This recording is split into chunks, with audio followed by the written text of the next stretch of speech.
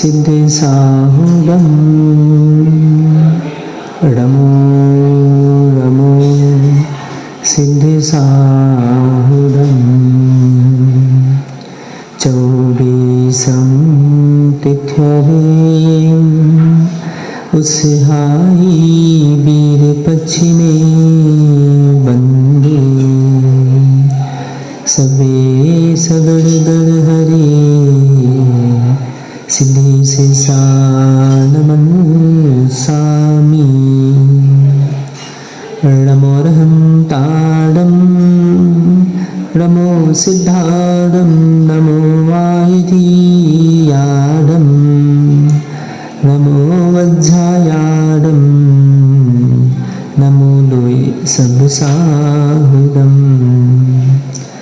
अंतरतीत सिद्ध परमेष्ठी भगवान की वर्तमान शासनायक वर्धमान स्वामी की 1008 मुद्राएं भगवान श्री पार्श्वनाथ स्वामी की परम पूजनीय आचार्य भगवान 108 श्री गुणभद्र स्वामी की परम पूजनीय आचार्य भगवान 108 गुरु शिक्षा विश्व सागर जी महाराज जी की सिद्धांत शास्त्र की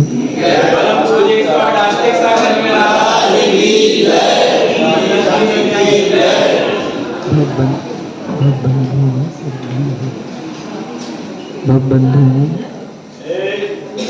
हम सभी श्री आदिनाथ स्वामी के श्री चरणों में शिव श्री की प्राप्ति के लिए श्री जिन देशना का श्रवण कर रहे हैं। आचार्य भगवान गुणभद्र स्वामी ग्रंथराज आत्मानुशासन जी में सम्यक्त के 10 भेदों की व्याख्यान यहाँ कर रहे हैं। अर्थात सम्यक दर्शन सच्ची श्रद्धा को सम्यक दर्शन कहा जाता है। जैसे हमारे भाव होते हैं, किसी को देखो तो गुस्सा आ जाती है, किसी को देखो तो चेहरा खिल जाता है। अर्थात भाव तो हमारे वही हैं, पर अनेक कारणों से हमारे भावों में परिवर्तन आ रहा है।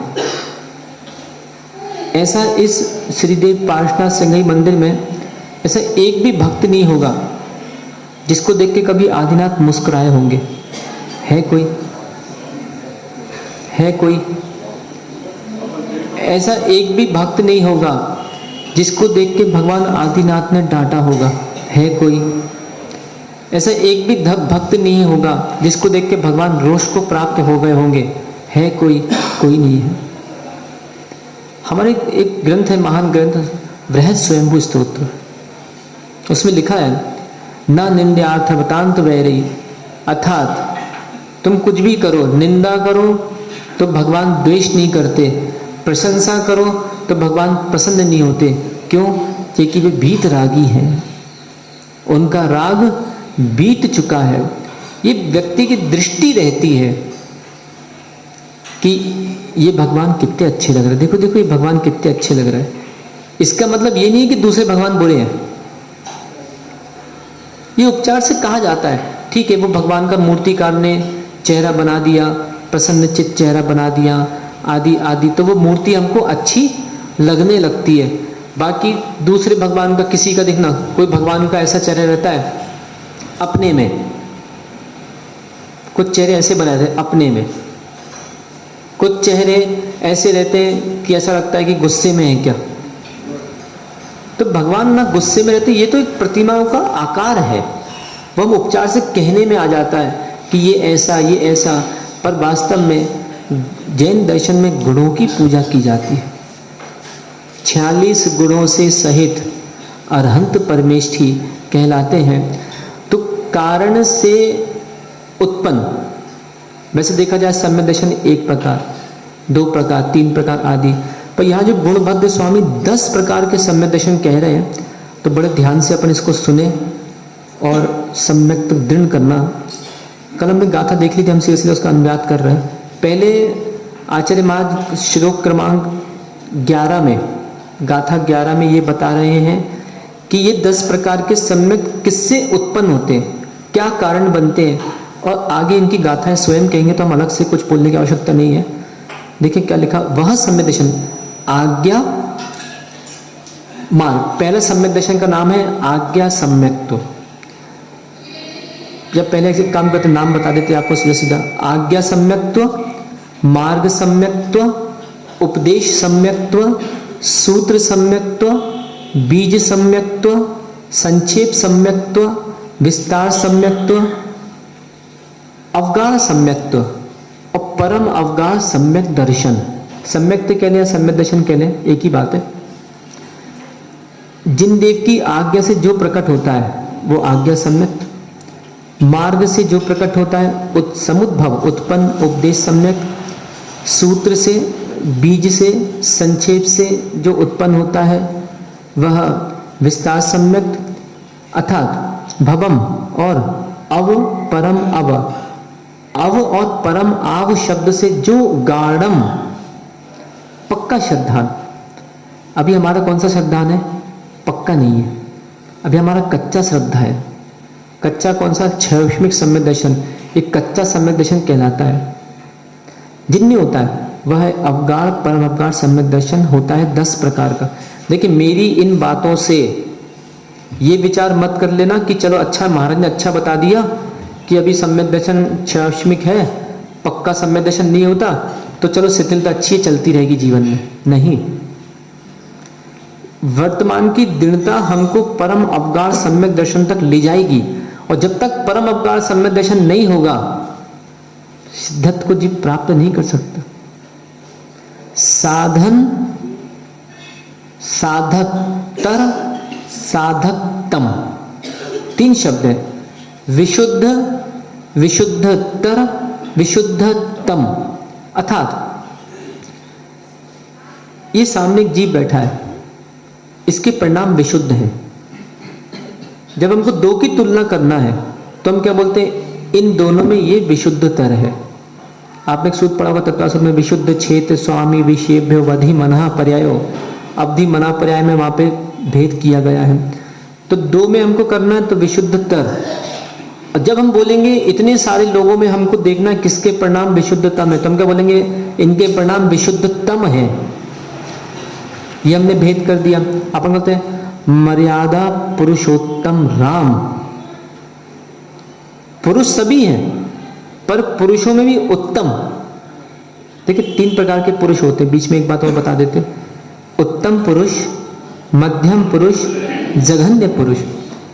उत्तम पुरुष वे कहलाते हैं जो किसी भी कार्य को लेते हैं पूरा करके ही छोड़ते हैं। ये उत्तम पुरुषों की पहचान होती है। जैसे हमारे महाराज हैं अनुपम सागर जी महाराज, हमारे संघ के महाराज हैं, सलिया के कहलाते हैं वो। उन्होंने एक बहुत अच्छी कुछ पंक्तियां लिखी हैं। रणभूमि में योद्धा की तरह तू प्राण गवा देना। माँ की लाज की बात कर रही है, मतलब माँ कह रही है किससे? एक वैरागी से। उसमें एक बहुत अच्छी पंक्ति लिखी है, रणभूमि में योद्धा की तरह तुम प्राण गवा देना, माँ की लाज बचा लेना। मतलब माँ क्या कह रही है कि देखो बेटा, तुम रणभूमि में लड़ने जा रहे हो, यदि लौट के आओगे, एक सेना में भी रहता है, यदि कोई लड़ने गया लौट के आ गया तो क्या कहलाता है? कायर कहलाता है। और वही यदि युद्ध भूमि में मरण को प्राप्त हो गया, भले उसकी उम्र 16 साल की क्यों ना हो, वो स्वतंत्रता सेनानी कहलाता है, वीर कहलाता है। उसका पुतला लगता है, उसको मालाएं पहनाई जाती हैं।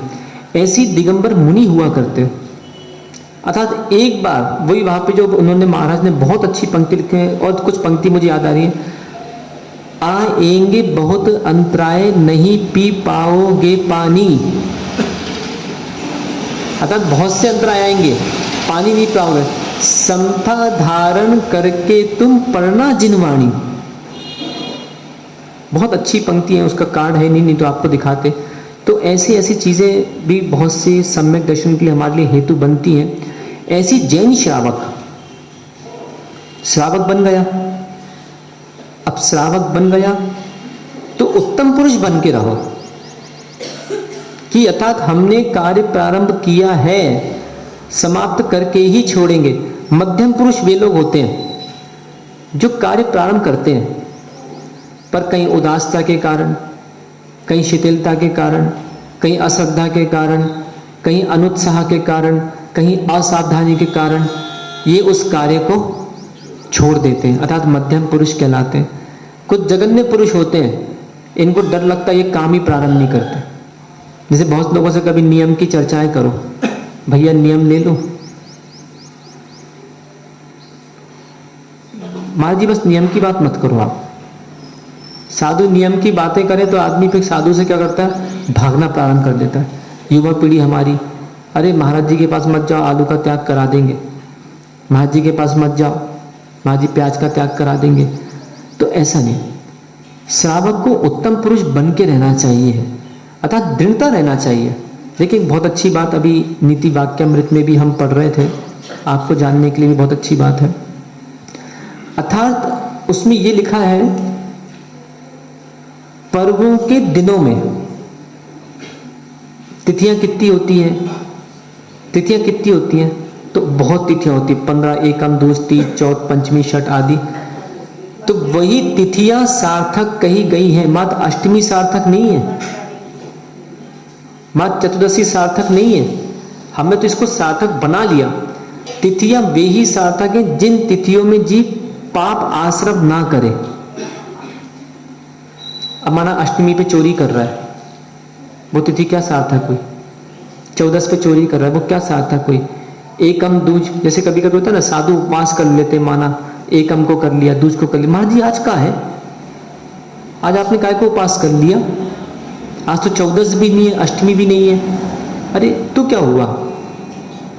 जिन तिथियों में जीव पुण्य आश्रम करे वे ही तिथियां सार्थक हैं, शेष तिथियां सार्थक नहीं हैं। और एक बात और लिखिए, जो पर्व हैं, पर्व वे ही सार्थक हैं जीव के जिन पर्वों में वो दान पूजा आदि करे। जैसे रक्षाबंधन पर्व, रक्षाबंधन पर्व पे क्या हुआ था, अनेकों लोगों ने चौके लगाए थे, साधुओं का प्रधान 700 मुनियों का प्रधान किया था। और जब प्रधान किया और चौके तो बहुत सारे थे, अब जो खाली गए तो उन्होंने क्या किया, पड़ोसी के हाथ जोड़ लिए, आप चलिए। तो पर्वों के दिनों में जितने भी श्रावक हैं, जब कभी पर्व आए, जैसे देखो कितने सारे पर्व आते हैं, अगर अपन मोटा मोटी पर्व देखें, महावीर जयंती, महावीर निर्वाण, आदिनाथ जयंती जो मुख्य रूप से आप लोग यहाँ मनाते, ठीक, गुरु पूर्णिमा, वीर शासन जयंती, ये मुख्य मुख्य पर्वों की चर्चा अपन कर रहे हैं। होली तो खैर अपने यहाँ होली का कोई चर्चा, अपने जैन समाज में होली की कोई चर्चा नहीं है। और लगाइए मोक्ष सप्तमी, अखती, अक्षय तृतीया। तो इन सब पर्व आए तो पहले से ये निर्णय करके रखें कि चलो ये पर्व आ रहे हैं, इन पर्व के दिनों में चलो आज हम अपने कुटुंबी जनों को या हम किसी को अपने यहाँ आमंत्रण देंगे, उन्हें भोजन कराएंगे। तिथियां वे ही सार्थक की गई हैं जिन तिथियों में दान पूजा होती है। जैसे अभी बहुत अच्छा रहा, अपने जैन समाज के लोगों ने, जो भी ग्रुप के लोग थे, जिन्होंने अभी महावीर जयंती के दिन अनाथ आश्रम में लोगों को फल वगैरह दिए, वृद्ध आश्रम में लोगों को फल दिए। यही लिखा है नीति में, यही लिखा है कि तिथियों के दिनों में जो जीव दान आदि करते हैं वे ही तिथियां उनकी सार्थक कहलाती हैं, वे ही पर्व उनके सार्थक कहलाते हैं। और एक चीज और लिखी है कि जीव को दान आदि करके ही, अब देखना श्रावक का कर्तव्य क्या लिखा है, अतिथि संविभाग व्रत। अपन किससे चर्चा कर रहे हैं, जो उदास हो गए, उन उदासों से चर्चा चल रही है अपनी। अभी गणनी तो नहीं है, अपनी आर्यिका माता जी का चातुर्मास हुआ था अभी, मृदुमती माता जी का, आप लोग सब थे ही। ऐसे भी इस महावीर वार्ड में या आसपास नन्हे मंदिर, जो भी चौधरी मंदिर, बड़ा मंदिर, ऐसे भी उदासी लोग होंगे जिन्होंने माता जी 4 महीने रहूं कहो प्रदान करने ना आए हो। ऐसे घर हैं एक आध, है कि नहीं? ऐसे एक आध घर होंगे, एक दो नहीं, बहुत सारे घर ऐसे होंगे। इन उदासों को, एक बात, इन उदासों से मेरा एक प्रश्न है, जो उदास हो गए, एक बात बताओ, साधु यदि कल अपने कमरे में चक्की चलाए कैसा लगेगा? क्योंकि साधु के लिए पंचसूना का मना किया गया है। जितनी माताएं ध्यान से सुनना, जो अपने कर्तव्य पालन में उदास हो रही हैं, जो पुरुष अपने कर्तव्य पालन में उदास हो रहे हैं, यदि हम कल अपने कमरे में पानी भरे, ये कुएं में पानी भरने आए तो कैसा लगेगा? बाबूजी का नाम धन्य कुमार जी। यदि हम कल पानी भरे, आपको कैसा लगेगा? तकलीफ होगी। यदि हम कल अग्नि लगाएं अपने कमरा में, कैसा लगेगा? तकलीफ होगी। यदि हम कल कूटे पीसें, क्योंकि नमक मक कूटना तो पड़ेगा, ऐसा डली खा नहीं सकते, तो कैसा लगेगा? बुरा लगेगा। यदि हम कल बुहारी लगाएं, सफाई भी करना पड़ेगी, तो कैसा लगेगा? बुरा लगेगा। यदि हम मिक्सी चलाएं तो कैसा लगेगा? बुरा लगेगा। साधुओं के लिए ये गृह आरंभ, जिसको कहते हैं 5 कार्य, पंचसूना, मना किया गया है। आप कूट नहीं सकते, आप पीस नहीं सकते, आप अग्नि नहीं लगा सकते, आप झाड़ू नहीं लगा सकते, आप पानी नहीं भर सकते, सब श्रावक करके देगा। क्योंकि साधु का काम है साधना करना और श्रावक का काम है साधना कराना। अब हम उदासों से, मेरा प्रश्न है, जो उदास हो गए कि महाराज नगर में आए, ठीक है, क्या देखो महाराज जी के लिए तो सब व्यवस्थाएं हो रही हैं, बहुत अच्छे श्रावक हैं, सभी अपना ध्यान रख रहे हैं, पर जो उदास हो गए धर्म कर्तव्य के प्रति, उन उदासों से अपन चर्चा कर रहे हैं कि यदि श्रावक का क्या कर्तव्य लिखा है? अतिथि संविभाग, अतिथि संविभाग। अतिथि का संविभाग क्या शब्द है? संविभाग। सम यानी अच्छी तरह से और विभाग यानी बंटवारा करना। अब बताओ, अच्छी तरह से बंटवारा करना। अब माना 20 रोटी घर में बनाई, ठीक, 20 रोटी बनाई तो नियम क्या है कि चलो भैया बांट लो, आप 3 रोटी आप खा लेना, 4 रोटी आप खा लेना, 2 रोटी आप खा लेना, 4 रोटी आप खा लेना। अब जितनी बचेगी, या इतना अपन ने अलग कर लिया, अब बंटवारा करो, चलो ये अतिथि के लिए। नियम क्या है? ये अतिथि के लिए। और बड़ा आश्चर्य कि एक जीव, कल भी मैंने एक नीति आपको बताई थी, देखिए ये सब मेरे शब्द नहीं है, नीति में लिखे हैं, ये सारी चीजें अपने आज्ञा सम्यक में आ रही हैं, कारण बनते ये सब चीजें सम्यक दर्शन के। नीति में बताया है कि जो जीव बिना अतिथि को दान दिए स्वयं खाता पीता रहता है, वो पशु के समान है। जैसे पशु होता है, उसका काम क्या है? खाओ और फिर हगो मूतो, बस यही काम रहता है। ऐसी जो अतिथि को दान दिए बिना खाता पीता रहता है, उसका वो पशु तुल्य जीवन रहता है बस। तो जीवन में उदासता नहीं आनी चाहिए। और एक चीजें और बंद कर दो, देखो समाज में बहुत बुरी चीज है, बहुत से लोग, कुछ महिला वर्ग कुछ ज्यादा ही होती है इसमें, ये सब चीजें नहीं करना चाहिए। माना किसी के चौके में गए, किसी ने माना 1 थाली दिखाई, 2 थाली दिखाई, काहे बहन कछु बनाओ नहीं या तुमने महाराज के लाए, तो तुम्हें क्या दिख रहा हो? जो थाली नहीं दिख रही इतनी बड़ी? अरे जरूरी है कि 10 थाली बनाओ। अरे श्रावक को तो क्या है, जो श्रावक भोजन, चौका लगाया जाए ना, यदि देखा जाए, चौका मात्र 1 घंटे में लगता है, वो भी ज्यादा बोल दिया लगता है हमने, आधी घंटे में चौका लगता है। यदि ज्यादा आराम साराम ना करो तो, और नहीं तो अब माना ये भी करना, ये भी करना, ये भी करना, अब सिर पे आ रहा नहीं। हालांकि अपन लोकाचार देख के ये भी हम भी समझते हैं कि श्रावक के में भाव रहता है कि चलो महाराज है तो अतिथि है, अब कब आना है हमारे घर, अब कब आएंगे, तो चलो अच्छा उनको करो। खैर वो सब ठीक है। तो उन उदासों से चर्चा अपन कर रहे हैं कि देखो जीवन में यदि कर्तव्य से च्युत हो गए, देखिए साधु तो अपना ईमानदारी का पालन कर रहे हैं। आज देखें महावीर स्वामी का जब निर्वाण हुआ तब से लेके आज तक कोई भी साधु ने बैठ के रोटी नहीं खाई। खाई है किसी ने? नियम क्या रखा था कि महाराज आपको तो अंधी लगा के और आपको तो निकलना है। वो तो देखो नियम तो ये कि अंधी लगाओ और निकल जाओ। कहाँ निकल जाओ? बस निकल जाओ, नियम तो यही है। वो तो अब क्या करें, आज के परिप्रेक्ष्य में जाना पड़ता है कि यहीं से निकले यहीं पड़गान हो गया। देखिए बहुत से साधु ऐसे नियम भी रखते हैं, पर्युषण पर्वों में या आदि समय में वो लोग क्या करते हैं, कि भैया हम जाएंगे, हम कहाँ जाएंगे हमें नहीं मालूम, आप लोग शुद्ध भोजन करो, हमने ये अंगी लगाई, अब हम कहीं भी जा सकते हैं। चाहे हमारा मन करेगा तो हम नेमी नगर जाएंगे, हमारा मन करेगा तो हम सागर नाका चले जाएंगे, हमारा मन करेगा तो हम सिविल वार्ड चले जाएंगे, और क्या उसके आगे कोई कवजटा शंकर चले जाएं, जबलपुर नाका चले जाएं। तो इसमें किसी को किसी प्रकार का कोई आक्षेप नहीं होना चाहिए। भाई साधु चले, देखें वास्तव में राजमार्ग तो यही है।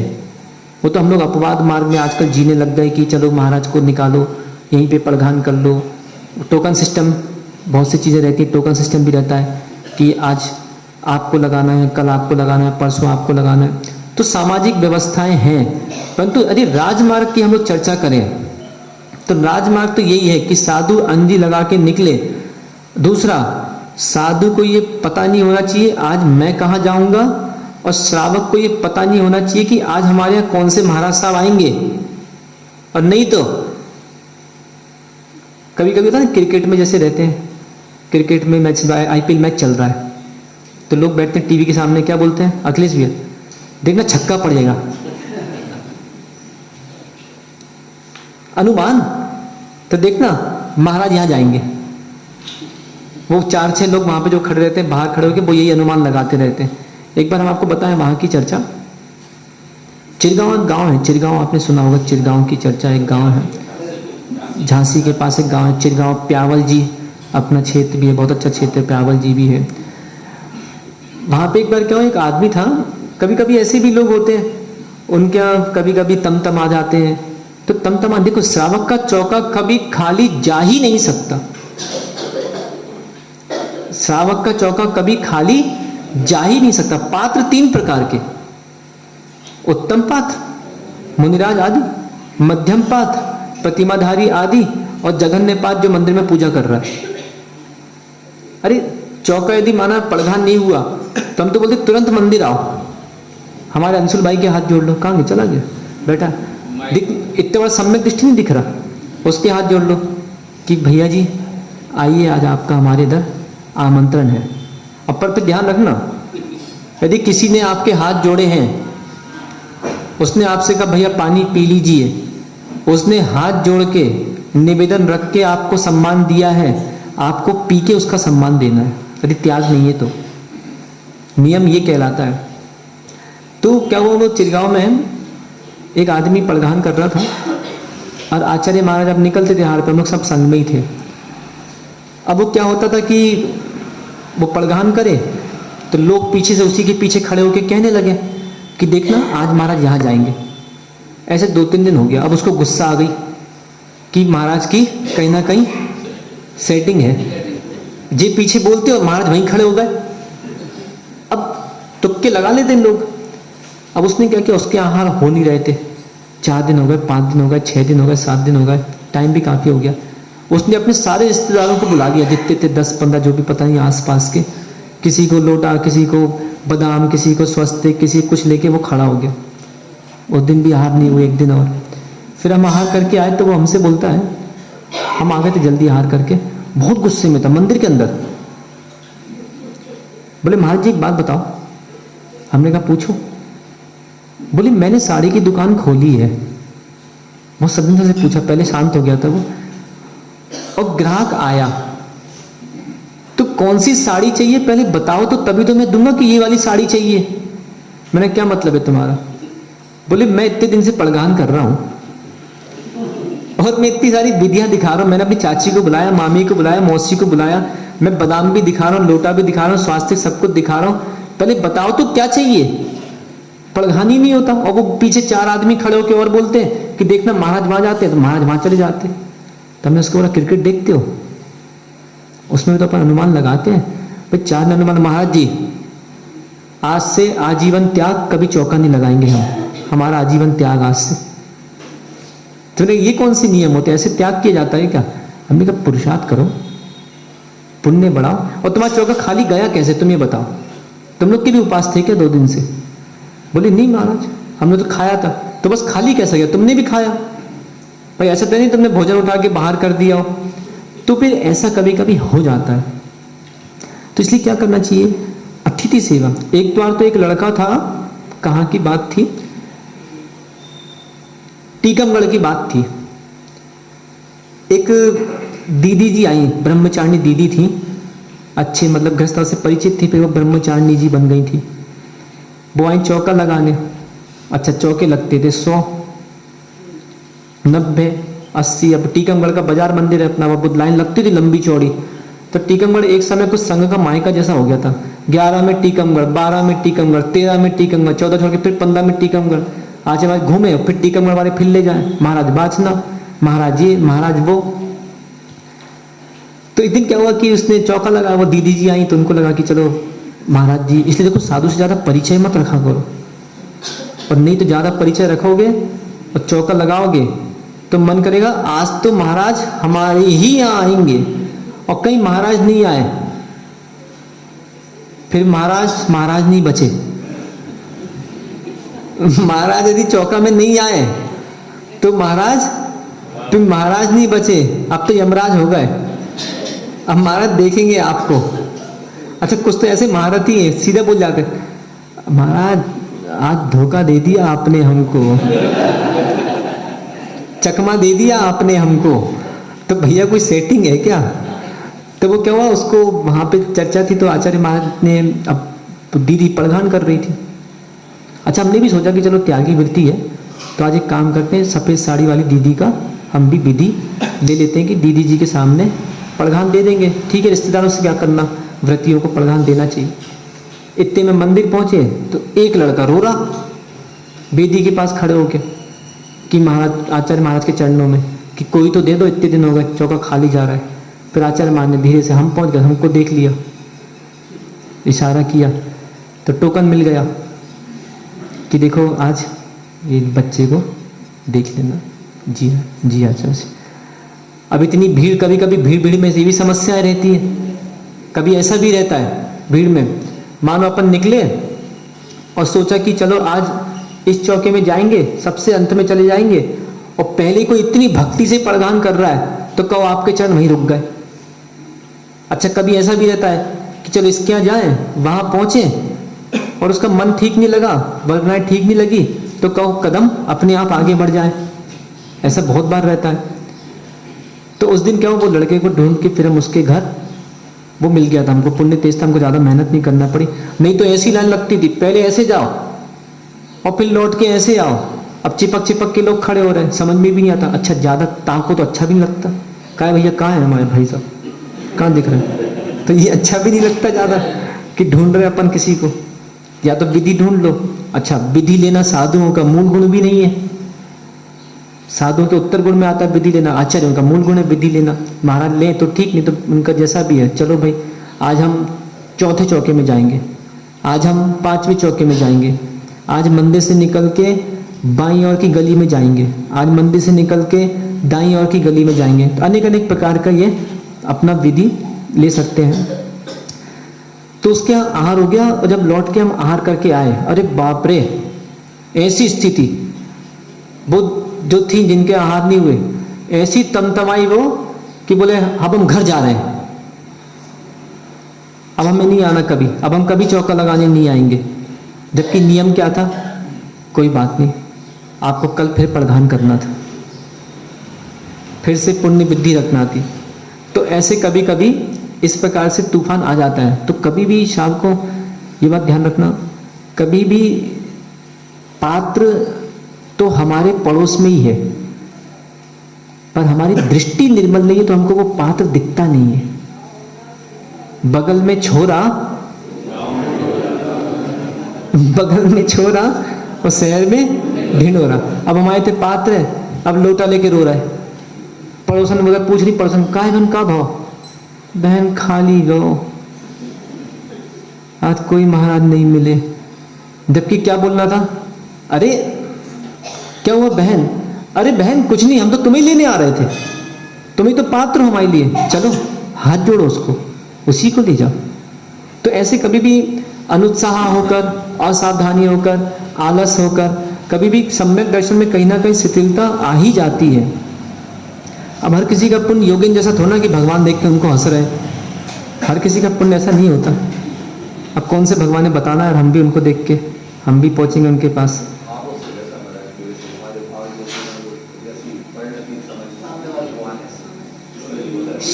ये हम समझ गए तो श्रद्धा रहती है।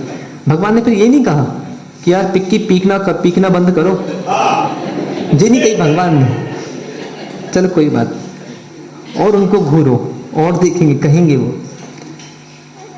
तो यहाँ पे जो नीतिकारों ने ये सब जो नीतियाँ लिखी है शास्त्रों में, ये हमारे लिए क्यों लिखी है? हम आज्ञा सम्यक्त, हमारा आज्ञा सम्यक्त है कि नहीं। यदि हम पालन नहीं करेंगे तो क्या होगा? हम आज्ञा प्रधानी नहीं कहलाएंगे, सम्यक दर्शन हमारा गया। इसलिए बीच में हमारी जो बात आई थी यत, अब देखें जिस आज्ञा सम्यक्त की परिभाषा लिखी है, आज्ञा सम्यक्त कैसे होता है? यत मोह शांते, दर्शन मोह के उपशांत से। जब तक दर्शन मोह का उपशम नहीं होगा, सम्यक्त प्रकट नहीं होगा। कितने ही सांप को दूध पिलाओ तो जहर ही उगलेगा। एक शराबी शराब पी के झूमता है, मचलता है, ऐसे ये संसारी प्राणी मोह की मदिरा में अपने आप का बोध नहीं कर पाता। अथवा वीत राग आज्ञा एव विरुचितम आज्ञा सम्यक्त्वम। क्या कह रहे हैं आचार्य महाराज? दर्शन मोह के उपशम से, वीतराग सर्वज्ञ देव की आज्ञा से क्या होता है? विरुचितम, विरुचितम, विरुचि अर्थात विशेष रुचि उत्पन्न होती है, उसे आज्ञा सम्यक उक्तम, उसे आज्ञा सम्यक्त कहा गया है। अब सामायिक करो, मैं आज्ञा सम्यक्त भी हूं क्या? देख कितनी बड़ी बात है। साधु का नगर में आना ये महान पुण्य का उदय होता है। शावक के कितने कर्तव्य? 6, देव पूजा, गुरुपासना, स्वाध्याय, संयम, तप और दान। अब देखना साधु देव है कि नहीं? साधु 9 देवों में एक देव है कि नहीं? कौन सा, कौन से नंबर का? तो देखें आचार्य भी देव हैं, आचार्य भी साधु हैं, उपाध्याय भी साधु हैं, साधु भी साधु हैं, बराबर। तो ये देवता हो जाते हैं। तो देव पूजा हो गई आपकी, चौके में पूजा करोगे तो देव पूजा होगी, भगवान की तो कर ही रहे।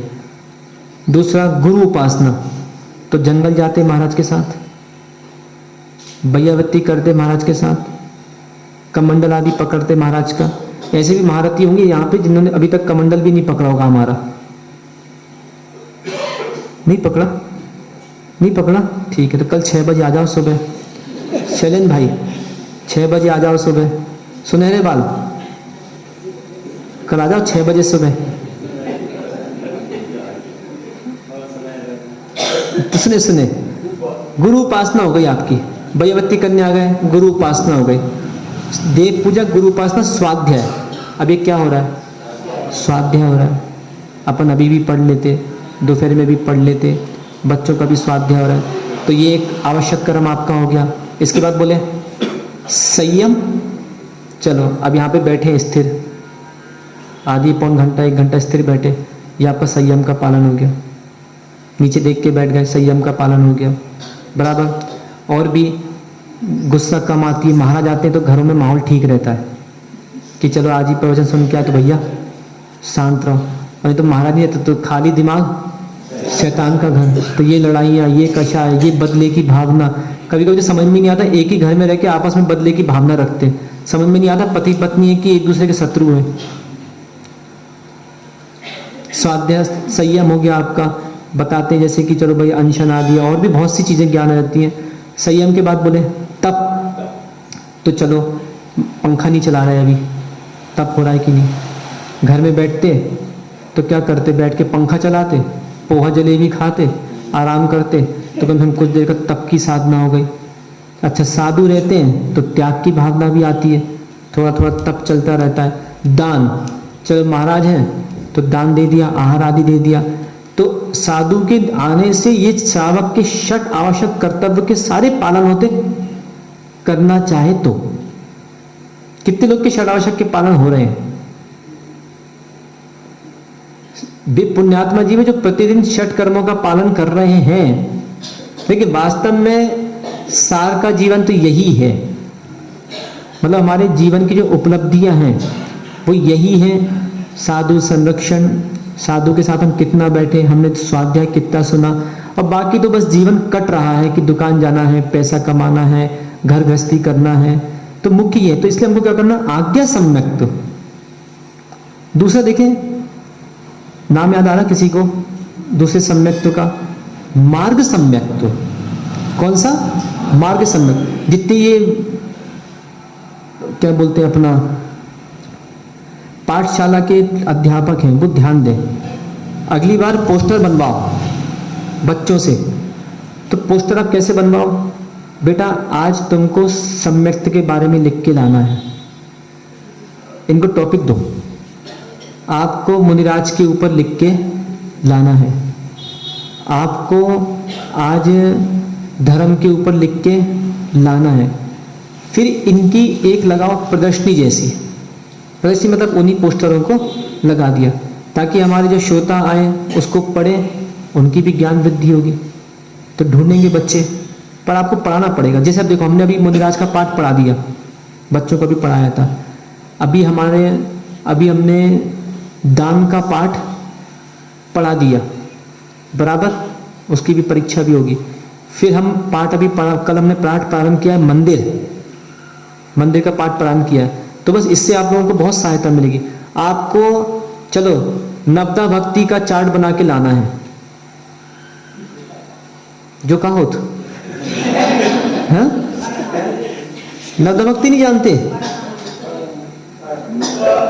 हाँ, प्रधान नवदा भक्ति नहीं होती। परिग्रह मुच्चट्ठाणम पादोदयम मच्चनम पमाणम च मन वैण काय शुद्धि ऐसा शुद्धि नव विह पुण्यम। हम उससे कल कोई पूछ भी रहा था कि महाराज जी वो छूट गया था नवदा भक्ति, आपने बताया नहीं। देखें, पहला प्रतिग्रह, क्या बोलते हैं? प्रतिग्रह। देखो अपन इतने साल के हो गए, अपने को नहीं पता होगा इसलिए बता रहे हैं। पहला जो नवदा भक्ति है उसका नाम है प्रतिग्रह, यानी पड़गाहन। शास्त्रीय शब्द क्या कहलाता है? प्रतिग्रह। दूसरा देखें, परिग्रह मुच्चट्ठाणम, उच्च स्थान। महाराज जी उच्चासन विराजिए। पादोदयम, पैरों का प्रक्षालन करना। मच्चणम, अर्चना, अच्छा पूजा। चौथी नवदा भक्ति कौन सी? पूजा। दूसरा प्रणाम, नमोस्तु। बहुत से लोग देखते हैं चौके में फटाफट इनने पूजा करी और ये चलेगा अंदर चौका में। नहीं, पूजा करने के बाद सब लोग गवासन लगा के नमोस्तु करें, ये नियम है। जिसकी बस की नहीं वो खड़े होकर कर ले, बैठ के कर ले, ये नियम है। तो पहले ऐसा करें। दूसरी मन शुद्धि, 6वें नंबर की। वचन शुद्धि, काय शुद्धि, और 9वीं शुद्धि का नाम है ऐषण शुद्धि। क्या नाम है? ऐषण शुद्धि। उसको बोलते हैं आहार जल शुद्ध। पुनः दोहराए, पड़गाहन, उच्चासन, पैरों का प्रक्षालन, पूजन, प्रणाम, नमोस्तु। फिर मन शुद्धि, वचन शुद्धि, काय शुद्धि, ऐषण शुद्धि। ये नवदा भक्ति के नाम हैं। तो जितनी माताएं हैं अपने बच्चों को नवदा भक्ति की लोरियां सुनाएं। चलो आज आपको बेटा तुमको टॉपिक दिया पंचसूना का चार्ट बना के लाना है। तुमको षट आवश्यक कर्म के चार्ट बना के लाना है। आपको पुरुषों के 9 तिलक कहाँ लगाते हैं चार्ट बना के लाइए।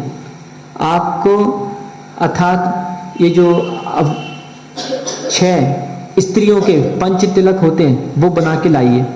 तो ऐसे हम बच्चों को बहुत सारे चीज़ें दे सकते हैं और फिर उसमें फिर आप इनाम रखो। तो इससे क्या होगा, ज्ञान वृद्धि भी होगी। जो लोग दर्शन करने वाले होंगे वो भी इन सब चीज़ों को पढ़ेंगे। तो 20 साल से जो लोग नहीं जानते उनको भी ज्ञान वृद्धि होगी। तो इसलिए आगे सम्यक समझ गए? ठीक। दुकान पे बैठ के लिख लियो आज कापी में, तो अभ्यास हो जाए। आज्ञा सम्यक्त कहा गया है। तो देखिए दूसरा जो है उसका नाम है मार्ग सम्यक्त। दिगंबर मुद्रा देख लो त्याग करना सीख लो। त्यक्त ग्रंथ प्रपंचम, मुनिराज का दूसरा नाम क्या है? निर्ग्रंथ। निर्ग्रंथ। कुछ लोग यहाँ पे ग्रंथ का अर्थ शास्त्र करते हैं, साधु का अपवाद करते हैं कुछ लोग। क्या बोलते हैं? जब महाराज का नाम निर्ग्रंथ है, निर यानी रहित, ग्रंथ रहित, तो महाराज अपने साथ शास्त्र क्यों रखते? तो यहाँ पे ग्रंथ का अर्थ क्या लेना है? ग्रंथ का अर्थ क्या लेना है? जिसने मुनिराज का पाठ पढ़ा होगा वो बता पाएगा। ग्रंथ अर्थात परिग्रह, ग्रंथ अर्थात परिग्रह। निर्ग्रंथ, हमारे मुनिराज क्या कहलाते हैं? निर्ग्रंथ, ग्रंथ रहित, परिग्रह रहित। तो महाराज ये क्या है? कि पिछी क्या है? तो देखिए, पिछी हमारे लिए जो उपकार करे उसका नाम उपकरण है।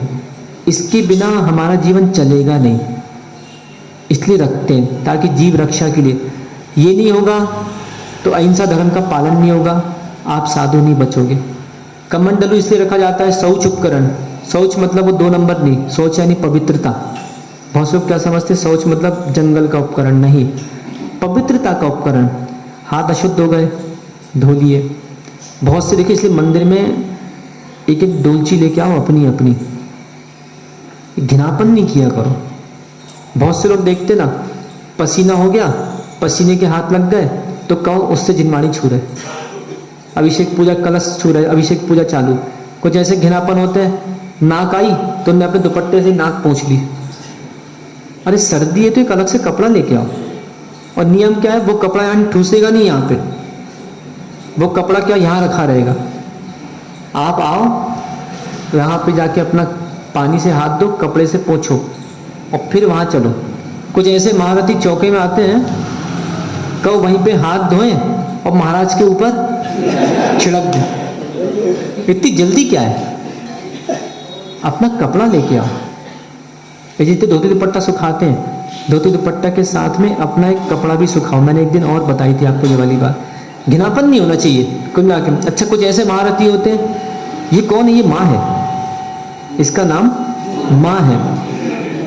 खुजाते रहेंगे शरीर को, कहीं काक में खुजा ली, कहीं यहाँ खुजा लिया और जिनवाणी छू ली। वैसे ही ज्ञान नहीं है और ज्ञानावरणी कर्म का उदय हो गया।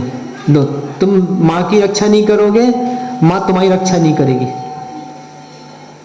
सीधी सीधी बात है, माँ की रक्षा करो। इसलिए कुछ साधु अपने बाजू में कमंडल रखते हैं। वो कमंडल रखने का उद्देश्य क्या है? कि आपने कभी शरीर खुजा लिया, खुजली हो गई, हाथ धो, हाथ धोने के बाद फिर हाथ सुखाओ और फिर आप शास्त्र को छुओ। नियम ये है। तो निर्ग्रंथ, समस्त परिग्रहों से रहित अथवा धर्म उपदेश के बिना। पहले जमाने में इतना समझाना नहीं पड़ता था। पहले तो लोग देखते थे साधु को और वहीं कपड़े उतार के केसलन चालू, बन गए मुनि। समोशन में जाते थे, वहां पे देखा, अरे ये वैभव, अच्छे राजा महाराजा, बन गए मुनि। हमारे राजेश भाई को अभी तक बैराग नहीं हो रहा। कितनी बार देख रहे हैं मुनिराज को, सोचें। समस्त परिग्रह से रहित, धर्मोपदेश के बिना, शिवम अमृत पथम, अमृत पथ। ये कैसा पथ है? मोक्ष मार्ग को क्या कहते हैं? अमृत पथ। श्रद्धनम अर्थात शिवम, इस कल्याणकारी अमृत पदम, अमृत पथम, मोक्ष मार्ग के श्रद्धान करने को मार्ग सम्यक आहु अर्थात मार्ग सम्यक कहते हैं। उपदेश नहीं मिला। निर्ग्रंथे पवयणे, निर्ग्रंथ ही प्रवचन है। ये तो क्या ठीक है, अपना सभा चल रही है, उपदेश चल रहा है। यदि किसी ने सर्वासिद्धि पढ़ा होगा, उस सर्वासिद्धि के पहले अध्याय में प्रारंभ में लिखा है कि ध्यान में लीन एक मुनिराज को देखा। आज हम फोटो देखते हैं, चित्र देखते हैं मंदिरों में, तो क्या होता है? हमारे अंदर वीतरागता आती है। तो इनका उपदेश तो ठीक है, कार्यकारी है, पर आज के समय में क्या है, इतनी ज़्यादा हीनता हो गई कि उपदेश देने के बाद भी वैराग नहीं हो रहा। देखने पर तो छोड़ो, तो यहाँ पे जो देखकर वैराग्य होता है, सम्यक दर्शन होता है, इसको क्या कहते हैं? मार्ग सम्यक्त। तीसरा देखें, संज्ञानम आगमाब्धि प्रसृति भी पुरुषवरः पूर्णोपदेशः। उपदेश सम्यक अर्थात सम्यक ज्ञान रूप आगम समुद्र की प्रभावना करने वाले कौन है? आचार्य आदि के द्वारा पुरुषवर महापुरुषों के पुराणोपदेशः चार्य संबंधी उपदेश से राम जी के बारे में बताया, सीता जी, रावण आदि के बारे में बताया, महापुरुषों के बारे में बताया। देखो ऐसे ऐसे लोग हो गए जिन्होंने बड़े बड़े पदवियों को छोड़कर वैराग ले लिया, तुम कहाँ छोटी सी पदवी में इतरा रहे हो। उपजाता उत्पन्न दृष्टि जो विश्वास होता है वह उपदेश आदि आदेशी, वह उपदेश सम्यक्त कहा गया है। तो देखिए 3 सम्यक्त देखे हमने, कौन सा? पहला आज्ञा सम्यक्त, दूसरा पहला आज्ञा सम्यक्त जिनदेव की आज्ञा से या चारित मोहिनी के उपशम से जो प्रकट होता है। दूसरा मार्ग सम्यक्त अर्थात जो परिग्रह रहित मुनिराज हैं, इनको देख के जो हमको आस्था आती है, श्रद्धा होती है, वो मार्ग सम्यक्त। तीसरा जो हमको आगम का उपदेश मिलता है और उससे जो हमारी सम्यक दशा में दृढ़ता आती है, जो श्रद्धा उत्पन्न होती है, उसको उपदेश सम्यक्त कहते हैं। शेष जो सम्यक्त हैं उसकी व्याख्या हम पुनः समझेंगे। अपने जीवन में इतना आज विचार करके उठना कि वास्तव में मैं श्रावक हूँ और षट कर्म मुझ श्रावक के लिए जैन आगम में कहे गए हैं, तो ऐसा पूरा षट कर्मों का पालन मैं करूं जिससे कि श्रद्धा में किंचित भी हानि ना हो पाए। रक्षा करो जीव की रक्षा करो, जीव की रक्षा करो जीव की रक्षा करो। यदि नहीं की रक्षा जीव की तो चलती रहेगी दुकान। कर्म अजीब की भगवान श्री आदिनाथ स्वामी की।